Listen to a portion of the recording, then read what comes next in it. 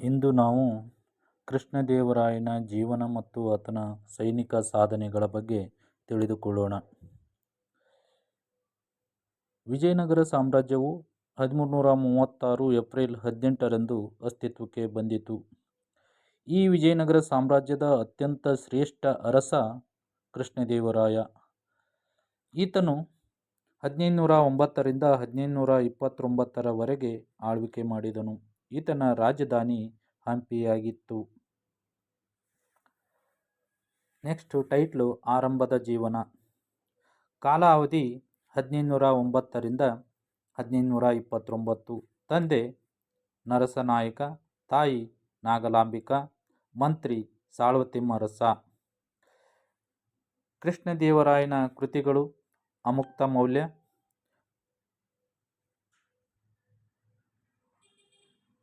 ಇದನ್ನು ತೆಲುಗು ಭಾಷೆಯಲ್ಲಿ ಬರೆದಿದ್ದಾರೆ.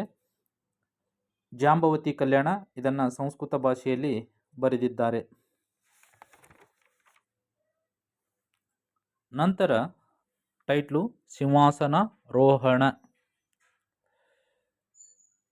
ಕೃಷ್ಣದೇವರಾಯನ ತಂದೆಯಾದ ನರಸನಾಯಕನಿಗೆ ಇಬ್ಬರು ಹೆಂಡರು.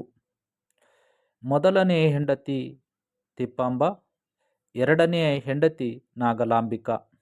ಮೊದಲನೆಯ ಹೆಂಡತಿಯ ಮಗ ವೀರನರಸಿಂಹ, ಎರಡನೆಯ ಹೆಂಡತಿಯ ಮಗ ಕೃಷ್ಣದೇವರಾಯ. ನರಸನಾಯಕನು ತನ್ನ ಆಳ್ವಿಕೆಯ ಅಂತ್ಯಕಾಲದಲ್ಲಿ ತನ್ನ ನಂತರ ತನ್ನ ಉತ್ತರಾಧಿಕಾರಿ ತನ್ನ ಮೊದಲನೆಯ ಹೆಂಡತಿಯಾದ ತಿಪ್ಪಾಂಬನ ಮಗನಾದ ವೀರನರಸಿಂಹನು ಆಳ್ವಿಕೆ ಮಾಡಬೇಕು ಎಂದು ಬಯಸಿ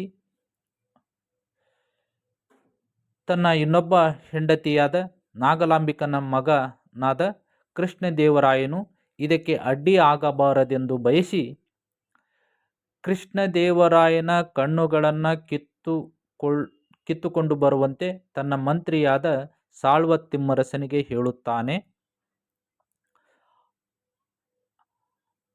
ಕೃಷ್ಣದೇವರಾಯನ ಕಣ್ಣನ್ನು ಕಿತ್ತರೆ ಆತ ಅಂಧನಾಗುತ್ತಾನೆ, ಆಡಳಿತ ಮಾಡಲು ಅಸಮರ್ಥನಾಗುತ್ತಾನೆ. ಹೀಗಾಗಿ ನಾವು ತಿಪ್ಪಾಂಬನ ಮಗನಾದ ವೀರನರಸಿಂಹನನ್ನು ಸುಲಭವಾಗಿ ಪಟ್ಟಾಧಿಕಾರಕ್ಕೆ ತರಲು ಅನುಕೂಲವಾಗುತ್ತದೆ ಎಂದು ತನ್ನ ಮಂತ್ರಿಯಾದ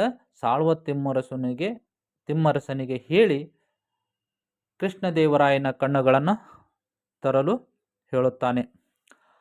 ಆಗ ನರಸನಾಯಕನ ಮಂತ್ರಿಯಾದ ಸಾಳ್ವತಿಮ್ಮರಸನು ನರಸನಾಯಕನ ನಂತರ ಕೃಷ್ಣದೇವರಾಯನೇ ಉತ್ತರಾಧಿಕಾರಿಯಾಗಬೇಕು ಮತ್ತು ಪಟ್ಟಾಧಿಕಾರವನ್ನು ಹೊಂದಬೇಕು ಅಂತಂದು ತಿಳಿದುಕೊಂಡು ಬಯಸಿ ಆಡಿನ ಕಣ್ಣುಗಳನ್ನು ಕಿತ್ತುಕೊಂಡು ಬಂದು ಇವು ಕೃಷ್ಣದೇವರಾಯನ ಕಣ್ಣುಗಳು ಎಂದು ತನ್ನ ದೊರೆಯಾದ ನರಸನಾಯಕನಿಗೆ ಹೇಳುತ್ತಾನೆ. ಸಾವಿನ ದವಡೆಯಲ್ಲಿದ್ದ ನರಸನಾಯಕನು ಇದನ್ನು ನಂಬಿ ತನ್ನ ನಂತರ ತನ್ನ ಮಗ ವೀರನರಸಿಂಹನೇ ರಾಜನಾಗುತ್ತಾನೆ ಎಂದು ತಿಳಿದುಕೊಂಡು ಮರಣವನ್ನು ಹೊಂದುತ್ತಾನೆ. ನರಸನಾಯಕನು 1509ರಲ್ಲಿ ಮರಣ ಹೊಂದಿದ ನಂತರ 1509 ಆಗಸ್ಟ್ ತಿಂಗಳಲ್ಲಿ ಕೃಷ್ಣದೇವರಾಯನು ವಿಜಯನಗರದ ದೊರೆಯಾಗಿ ಪಟ್ಟಾಧಿಕಾರವನ್ನು ಹೊಂದುತ್ತಾನೆ.